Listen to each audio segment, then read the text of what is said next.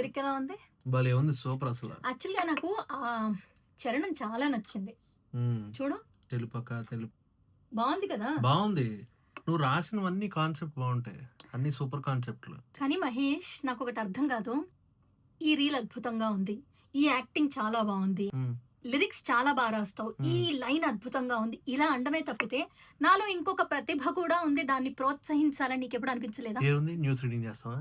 అవన్నీ చేసి వచ్చేసా కదా! Already RJ, VJ, artist, voice over, news reading, OV shows ఇవన్నీ అయిపోయాయి కదా! ఇంకేమున్నాయి కొంచెం మిగిలి? కొత్తగా ఏమన్నా ట్రై చేస్తే బావుంటుందేమో అని. ఏం చేద్దామని?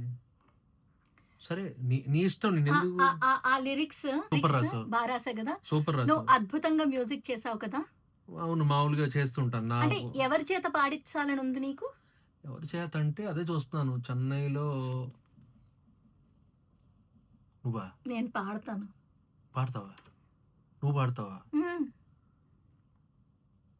ఆ ప్రతిభని కూడా ప్రోత్సహించు. నాలో ఉన్న ఆ టాలెంట్ ని కూడా గుర్తించు మహేష్.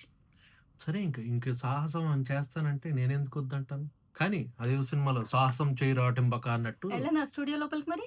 ఇంక వెళ్ళిగా పరమేశ్వర పురుషోత్తమ సదా